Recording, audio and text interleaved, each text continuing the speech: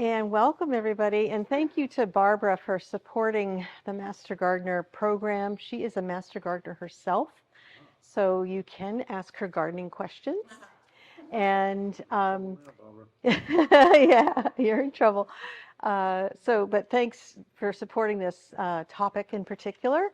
I had a lot of fun researching this and learning. So I had a lot of information that I sort of gathered up in my head and then crafted this. And so I'm interested in your feedback because this is the first presentation, so the maiden voyage. And hopefully it will be true to the advertising. And you'll pick up a few things. But I also want to just emphasize that along the way, if you have questions on anything that shows up on the screen or anything that pops into your head that you want to learn more about or ask, just raise your hand. Okay, so these three caterpillars, does anybody know they're caterpillars? And can you identify them left to right? Can you identify any of them?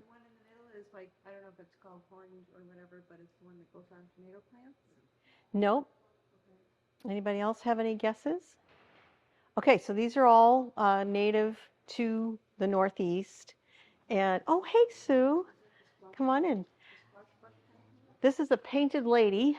These are all caterpillars that grow into moths. So the painted lady, and then the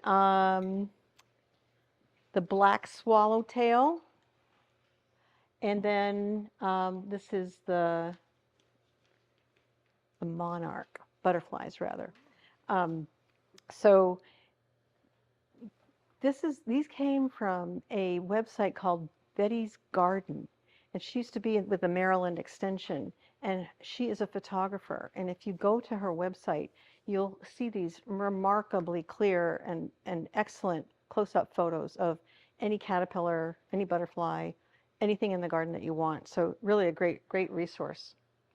Okay, so I'd like to start with a land acknowledgement. This meeting is being hosted on Dakina, which is the traditional ancestral homeland of the Abenaki, Pennacook, and Wabanaki peoples past and present.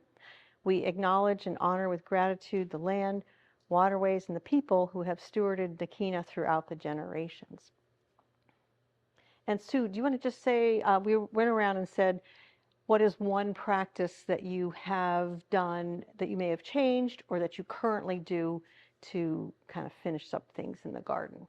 Anything that comes? Well, cover crops if it's early enough. Mm-hmm. Pull onions or something that's early enough. I use cover crops, and something that I'm getting done with right now, I just put hay over, just something to cover it. To cover it. Great. Okay, super. That was different.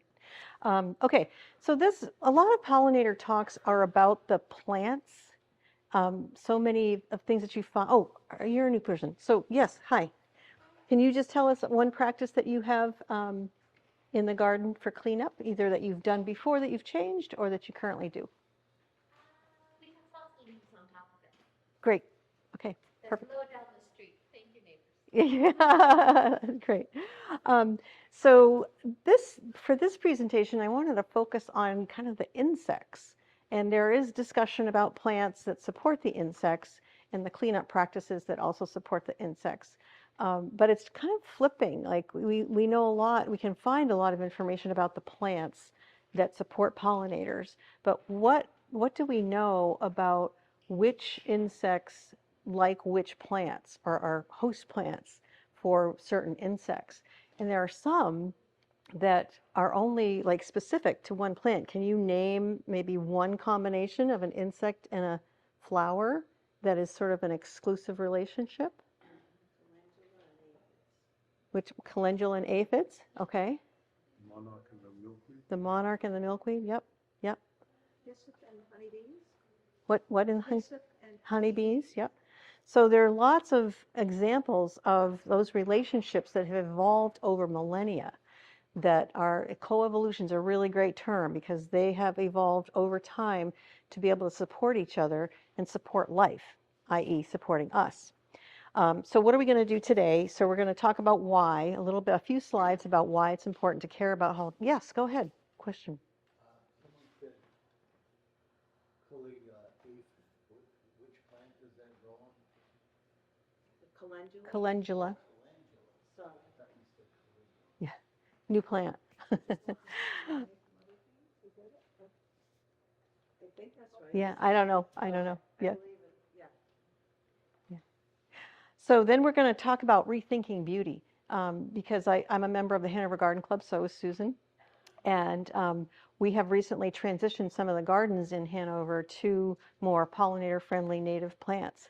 And there was an adjustment period that had to take place because there were beautiful, beautiful annuals that went in for years and years and years, and now it's perennials and some annuals. And so there were some adjustments for people whose expectations were not necessarily being met by that transition.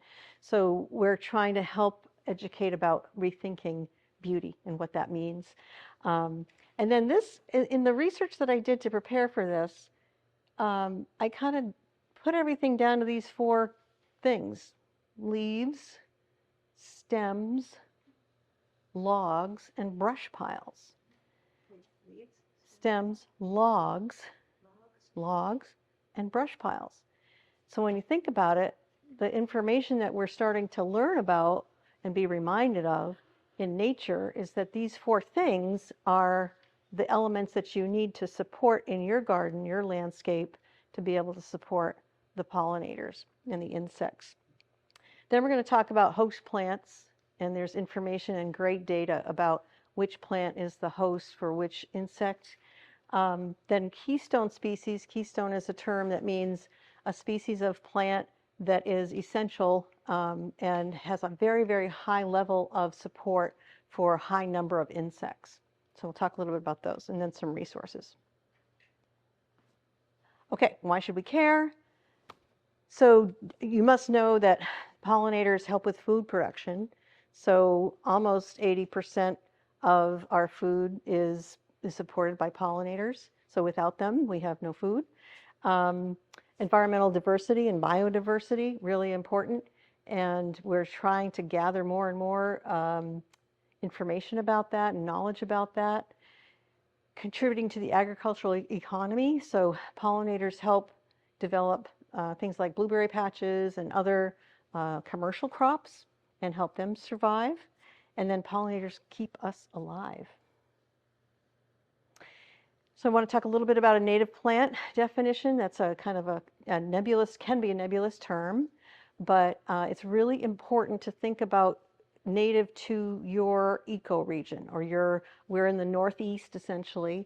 So when you say native to, what does that mean? Native to the Northeast, native to the Southeast, native to the West, native to Canada, native to Brazil. So you want to be sure that you're talking about, and when you identify plants that are going to work in your gardens, that they are native to the Northeast, native to your ecoregion. And there are many resources. Native Plant Trust is a great resource for finding out which plants will succeed in your ecoregion. And again, the coevolution idea, that's super, super important.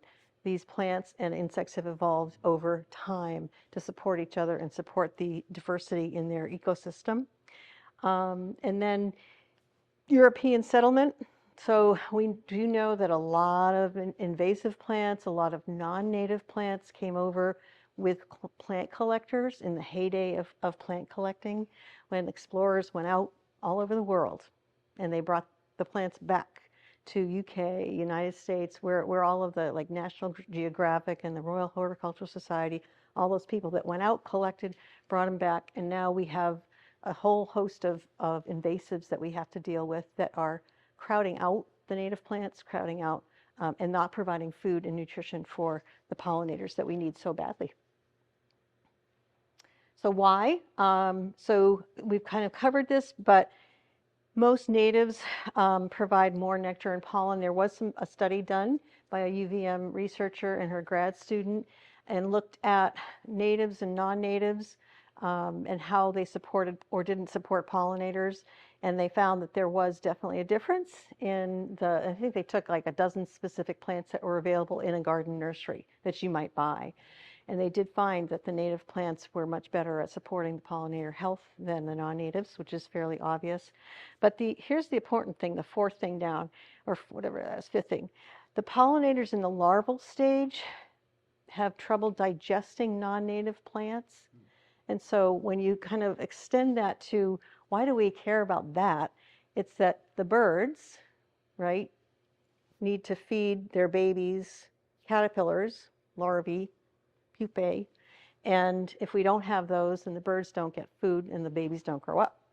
So being able to digest the caterpillars, which are soft and squishy, the babies can eat those, but they can't get nutrition from the non-native plants. And I want to just touch on something I kind of became aware of this year was that there are a number of, through Susan actually, there are a number of annuals that support pollinator-friendly activities. So this is a list, and I know Susan probably has a ton more. This came from New Hampshire Cooperative Extension. But one of the things that was really dramatic this year was in the town gardens at the Nugget Theater. If you went by, you saw some of the Susan's handiwork and designs with native plants. We also had an installation of a tithonia, which is a Mexican sunflower, at our teaching garden in Hanover. And that's the bottom plant, that's the orange flower. You can see a monarch butterfly on that. I was just blown away by how many insects and how many monarch butterflies loved that plant. So if you plant anything, if this is dramatic, it's about, 7 or 8 feet tall at its height, and it just spreads out. So you need kind of a big space for it. But it's just remarkable and fun because you can be at the eye level with the monarchs and see them buzzing around. So That's not native, right? no, well, no, is it native? Mexican sunflower, yeah. No, so not necessarily natives, but that's the other thing to think about is that there's this continuum. Like, you have to decide where you are on it. Are you a purist and you want to only plant natives now and forever? Or do you want sort of a hybrid approach where you can have some decorative plants and some plants that still support pollinators, but they may not necessarily be native? And Doug Tallamy, who's a researcher down at the University of Delaware, entomologist, brilliant guy. I'm a YouTube junkie. If you ever want to learn anything about this work, you just go to YouTube, click on Doug Tallamy, and he's got hundreds of videos out there. And he's really a brilliant teacher. But he suggests that 80-20 is a good ratio. So if you can get 80% of the native plants in your gardens, then 20% ornamentals is fine. And you're still going to be supporting. I have not heard that specifically, but that makes sense, right? It makes sense that you're going to get more nutrition from a native plant, even though you might be drinking from a non-native. You're probably going to get more nutrition from the native that you've co-evolved with. So that does make sense. What's the guy's name? Doug Tallamy, Dr. Doug Tallamy, Tallamy. Yep. See the one in the national park backyard? Yep. Homegrown National Park. Yeah. He has an initiative that is designed to help the homeowner get their gardens on the map and try to develop like a migratory pathways for pollinators and kind of have as much native plantings as possible. All right, here's some data. This is interesting. I just got this today, and this is from the Rapid Butterfly Declines Across the United States During the 21st Century. This came out in the Journal of Science in March of 2025, so very recent. And can you see this dramatic decline? And this is just butterflies. This is not only the monarch, but all butterflies. So this is 76,000 surveys from the contiguous U.S.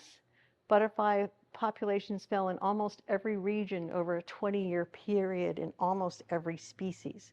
So if we were looking for a better why, we couldn't find one better than this.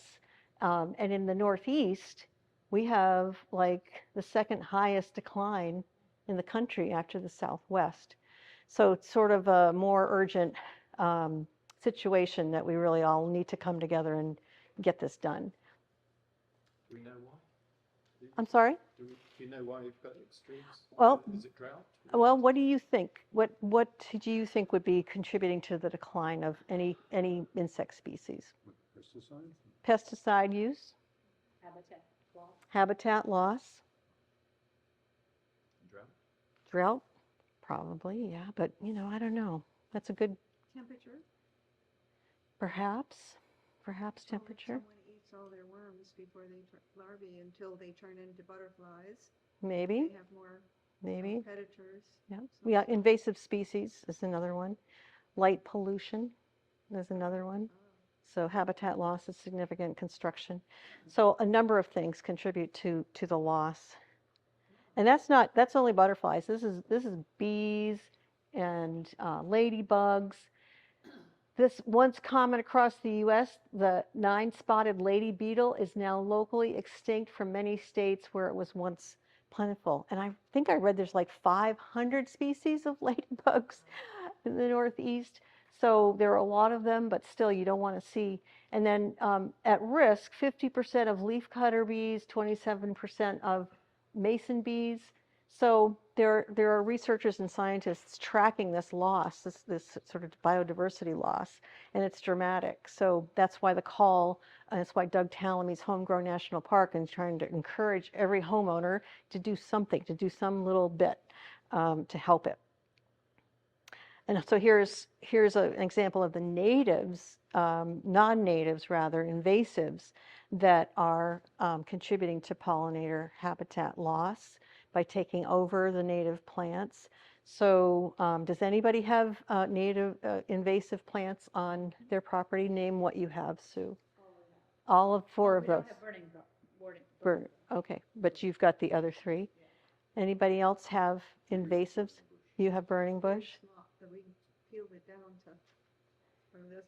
Small. Yeah. So. Anything else, Susan? Buckthorn? Yeah. Yes, super fast grower. So, and I have garlic mustard, and it's easy to pull out, but you got to get it before the flowers. But yeah, that's a big contributor. Is knotweed a problem? Knotweed, yep. Japanese knotweed for sure. It's just not on this. Yes, definitely a problem. Definitely a problem. Japanese knotweed. Yeah. Yeah, they're the Western Mass Extension has an expert on knotweed removal, and he told me that what they have found works the best is a very thick layer of like roofing barrier, not black plastic, because it will pop right up through that. And so if you cut it back before it starts to grow up, the sugars then are inhibited. But still, their roots can go 60 to 70 feet, across the road. But the black plastic, and he said, often it will take about 5 years to eradicate it.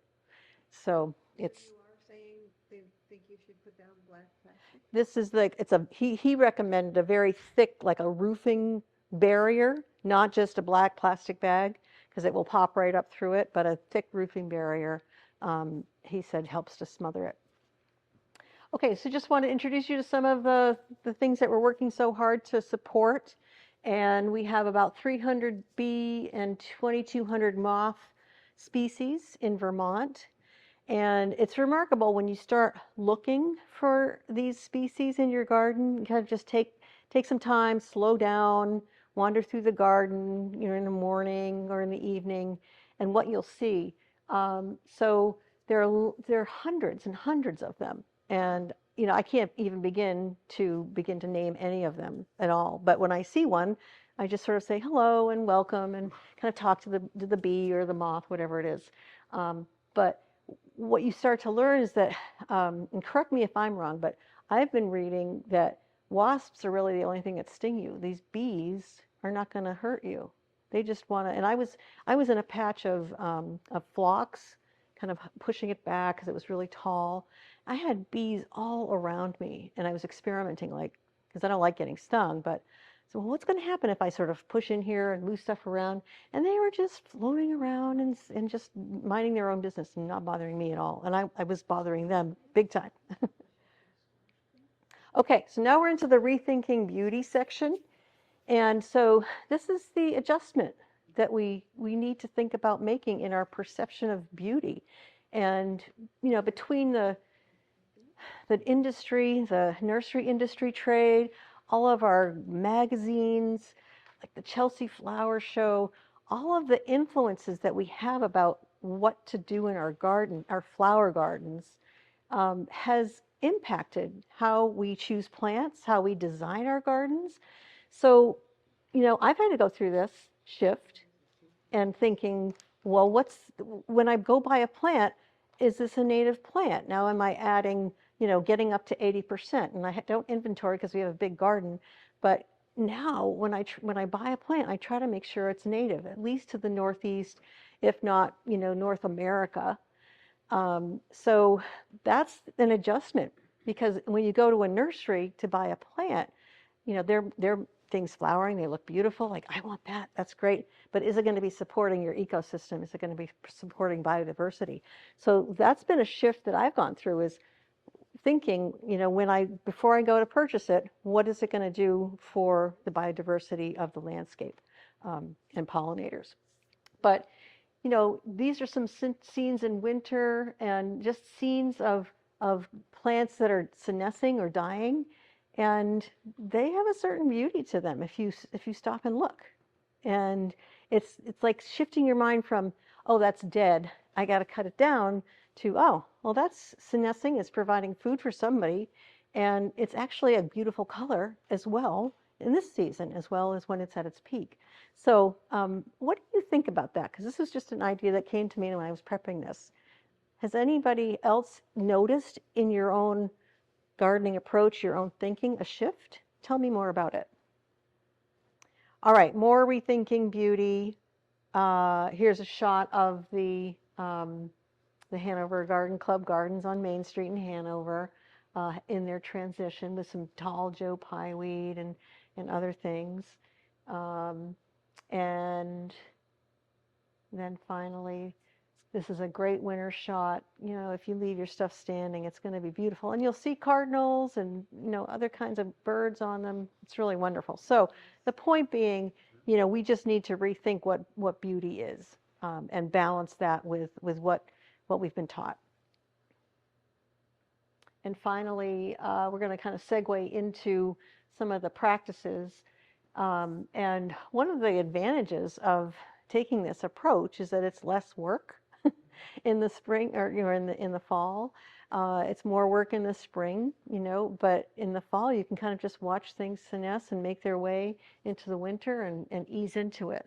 So these are some of the things that we're going to go over about why it's helpful to let some of the herbs go to flower, like coriander, cilantro, beautiful flower, and you can see the insects on that. So lots of different options. Okay, so if you see this, grab the bags, take them and find a place to make a pile so that they will come out of the paper bags, and that the insects and pollinators and moths and everybody that's hiding under there for the winter can have a place. Like if you see this, I mean, we're not super urban here, and you see this more in kind of urban areas where there's like neighborhoods and stuff. But if you see people bagging up their leaves, rescue them. That's my activist message. But why? Why should we leave the leaves? And this is some learning that I had sort of in more detail than I had in mind. And previously, I would chop up a bunch of leaves and put that back on the garden, because I was worried about compaction. But the organisms naturally will break down the leaves and make a really good soil underneath them. So you have to be judicious. Like, you don't want to leave them all on your like driveway or walkways in case it rains and freezes, and that's a real mess. So it's not like 100% leave all the leaves all the time. You just judge place to place where you think they're going to be helpful in your gardens, and where they maybe need to be relocated to a compost pile or your neighbor's yard, for example. But native bees burrow into the ground. The eggs and the larvae of all the different pollinators hide under the leaves. And I didn't know this, but most of our moths and butterflies and stuff stay here. They don't migrate like birds do. It's like, wow, who knew that? And then if we're chopping up the leaves, then we may be destroying things that the birds in the spring will need to eat when they want to fledge. So those are the main reasons. But again, kind of be judicious about it. And we don't have to be purists completely, 100% all the time, but find a place for the leaves. Like, I'm still going to chop some up, but I have many, many more that I'm just going to leave. So I do like sort of shredded leaves for the compost and whatnot. And maybe in time I'll transition to being completely no chopping, but that's sort of where I am right now. And look at this absolutely cool poster. Do you know that we have a caterpillar lab in New Hampshire, in Marlborough, New Hampshire? There is an organization that's dedicated to helping caterpillars and studying caterpillars. And is this and educating? Yes, isn't this amazing? The Caterpillar Lab. And you can go there. I had no idea. But I came across this picture and I just thought, wow, what an amazing way to display all of the caterpillars that are going to turn into moths and butterflies. And they focus on this exclusively on native species. Yes. I Yeah. that idea that, Have you been there? oh, they're wonderful educators. They're really good. Oh, I was going to bring them up, didn't I? oh good. But really good at thinking about that larger life cycle, and what does that larval stage need, and how butterflies are just excuses for more caterpillars. That is fantastic. Wow. Good testimonial. This term soft landing I've come across recently, and Doug Tallamy talks about the importance of the caterpillars being able to fall safely out of the tree to be able to be picked up and brought to the nest. So that soft landing term, how do we achieve that? And it's just a big eye-opener to think about maybe we need to be planting ground covers underneath our tree canopies, and maybe not so much mulch, maybe having a variety of plants there so that the caterpillars can fall safely and not get squished. This was news to me. 6-inch layer of leaves won't hurt your shrubs and perennials. So that's going to compact over the course of the winter. And so in the spring, you'll come up and you'll see where you need to clear the leaves, where you need to keep them, or where you can keep them. We have a whole bed on the side of the house that we never do anything to. It's just full of, it's got like hostas and celandine poppies and goat's beard and daylilies and things like that. And we just leave the leaves that come down from the humongous maple tree, and it works just fine. And when you think about, what would nature do? She never rakes. She doesn't rake leaves. So, you can think about how in nature we don't have all the inputs and all the approaches and all the changes and all of the activities. She just lets nature be. And there's this amazing website called asknature.org. If you want to go to a place that has a compilation of research from around the world that supports the idea of nature knowing everything and being able to solve every problem that we humans have, asknature.org is the place. You can type in leaf cover and a million pieces of research, I'm exaggerating, but many pieces of research will come up telling you about the benefits of leaf cover and how nature just knows how to do everything without chemicals, without high heat. I mean, there is chemistry in nature, but not manufactured chemicals. And it's super, super remarkable.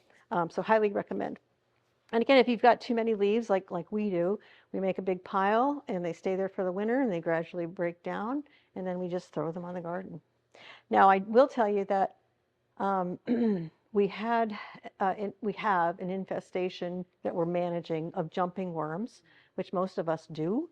So we have been a little bit concerned about putting the leaves back on the beds, especially the vegetable garden. But now we're resigned to the fact that we have them, and when I do the weeding, I just have one bucket for the worms and one bucket for the weeds, and I just plop them out. And that's been my experience, is that removing them by hand is one of the best ways to manage them. And so there are a lot of different, pieces of information about jumping worms, but we're no longer worried about that. We just know, well, we're probably going to have them, and because they are pretty much everywhere for the most part, so we'll just manage it when we weed and remove them when they come up. Well, it's when I see them, they're definitely distinctive. They have different stages they have a life cycle like every other animal, and so when they're really mature, they're kind of long. And you can go online. There's lots of pictures, lots of videos to see them. They give me, a little bit of, the creeps, but because they're just slimy and squirrely. But the latest research from UVM suggests that there really isn't any kind of control at this point. Some people are using something called a tea seed meal, and that is like a soap, and it does kill them. People have been spreading that on the soil, but it's also hazardous to amphibians. So when I've experimented with that, I have a separate bucket, and I put a little tea seed meal in the bucket, and then I put the worms in the bucket.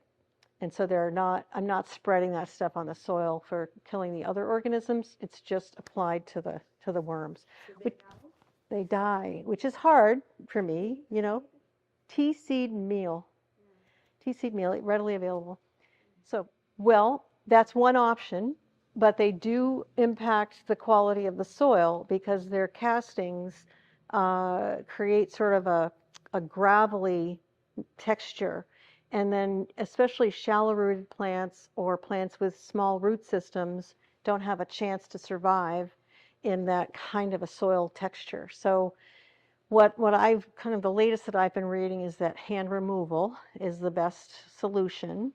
And I did find that one season I had a ton of them. We have 70 different garden beds. So, I'm in every single one of those beds.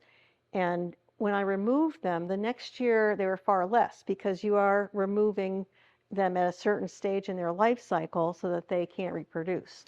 So if you can swing it, removal will help. And then amending your soil with good quality compost to get the nutrient level back up so that your plants will have a better chance of having healthy nutrients. Anything else on jumping worms before we move on? Okay. Okay, this is cool research by Doug Tallamy. And he had some graduate students look at the pressure on the area underneath a tree. And I think he looked at the pupae of various insects and their death rate given the pressure of a footfall and given the pressure of a mower.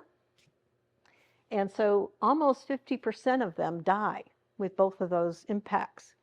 So that's another reason why we should be planting a no-mow, no-walk zone under our trees. I thought that was really interesting. A little hard to see, but this is a great resource from the Xerces Society, which is a brilliant website for any kind of information that you want on pollinators. But this now we're moving kind of into we went to the leaves, now we're into the stems. And you probably know that some pollinators can live in a stem of a plant. And so if you are going to cut back in the winter, try to leave like 24 inches of stem so that they can go into the opening and lay their eggs and then emerge in the spring. But these are the different, it's so interesting that the different types of pollinators and some of the plants that you want to keep standing. So dead raspberry canes, the carpenter bees will nest in there. Yellow-faced bees, bee balm, and roses. I had no idea about the roses. Leaf cutter bees, thistle, and the cup plant. And then larger carpenter bees, yucca and agave. And then all of these things apply for wasps, moths, and spiders too. So that's kind of an interesting, again, the relationships between the insects and the plants. And this was so good. I didn't know that pollinators will go to certain plants to get nesting material. I didn't know that pollinators went to certain plants to build their nests, but these plants in particular are, most of them, I'm pretty sure all of them are native to the Northeast, and these are where they will nest. So if you wanted a list of plants to support pollinator nesting, this would be a list to take, and you can get all of this on the internet. But if you take a close look at the stems in this plant, so this is a perennial. I think is a daisy. Anybody know? I think it may be a daisy. But the stems were cut back probably to, I don't know, 8 or 10 inches.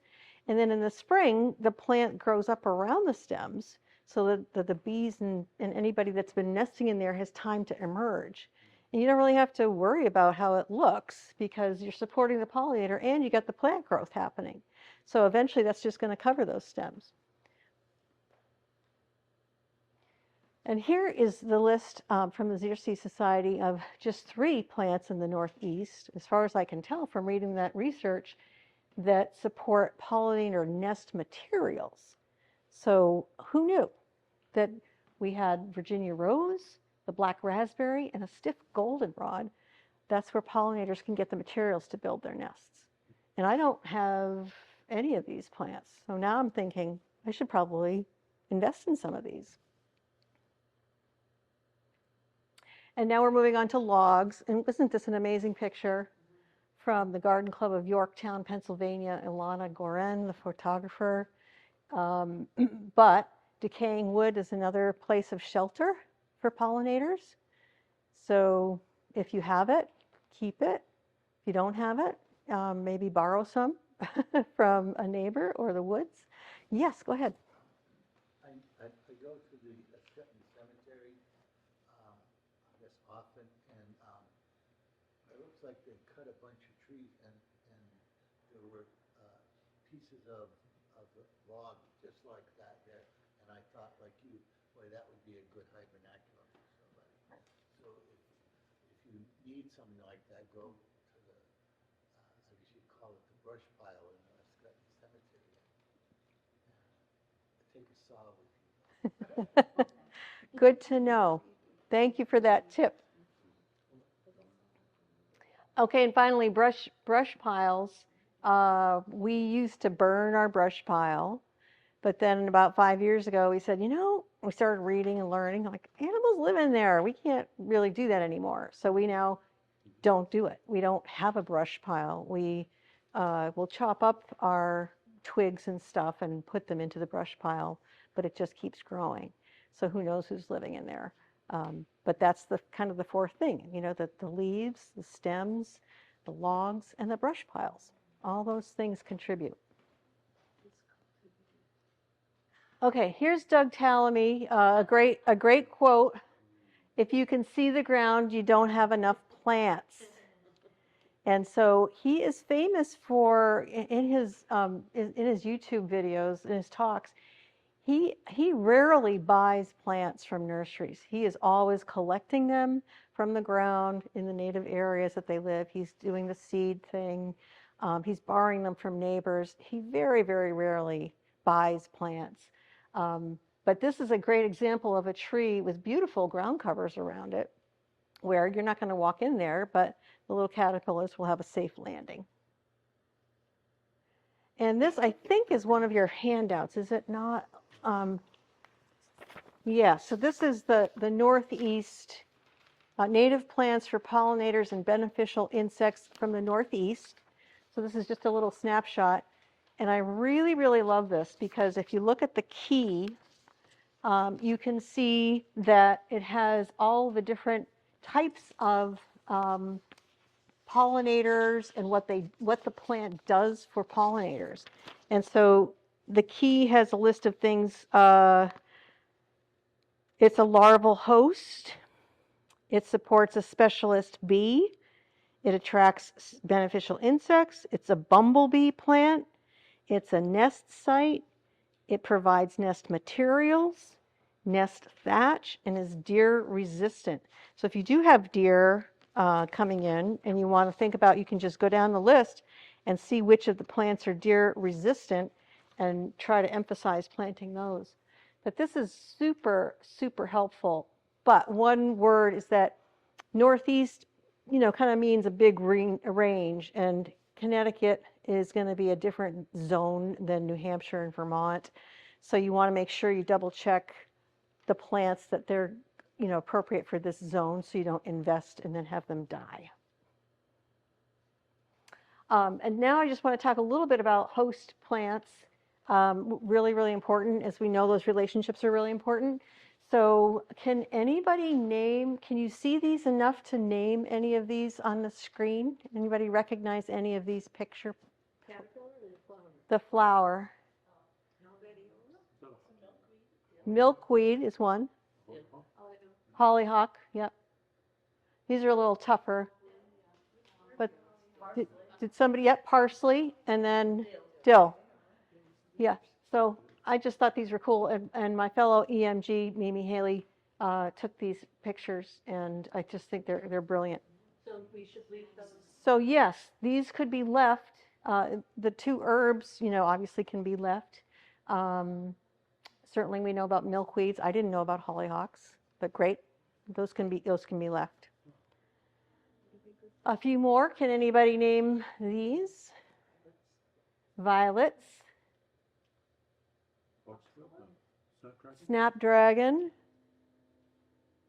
and switchgrass.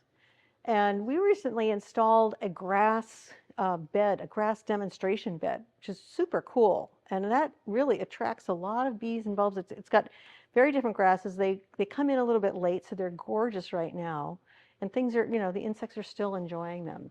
But the point being, host plants are important. And the next resource, you talked about the number of the host being a host plant for a number of Lepidoptera.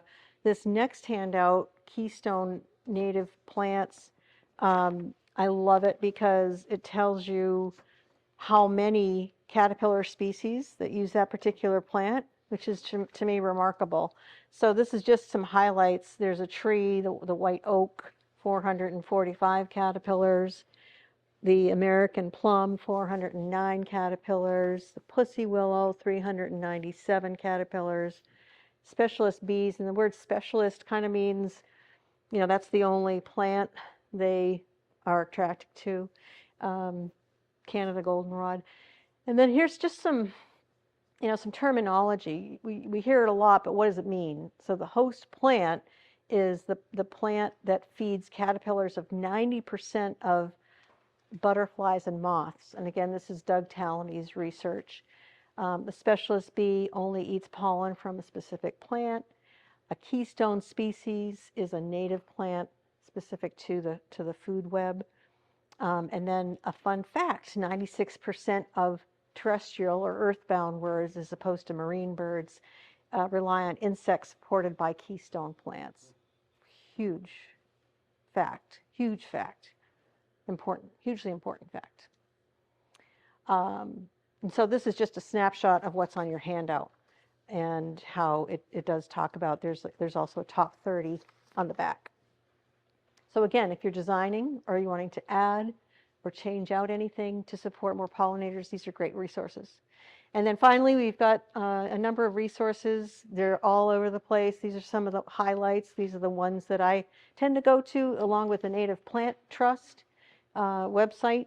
So, and UVM Extension Master Gardener website, I have to say, has a ton of resources on pollinators, very, very extensive. And then I would just highly recommend, if you haven't watched Doug Tallamy on YouTube, just go there. And his latest one is really good. He's got this great book called How Can I Help? We just finished reading it, and it's like sort of Dear Abby for the garden. And it's all of the questions that he has been asked over the last however many years put in, and he writes the pretty extensive answers to those questions in his book. And then his latest YouTube presentation kind of touches on bringing some of those questions out, some of the more important ones. And really, really brilliant book. And I like it because I can only read 2 or 3 pages before I fall asleep. So, I get 2 or 3 questions in, and I'm done, and I get more knowledge, and it's easy to get through, and I feel like I've succeeded in learning something. So that concludes the presentation.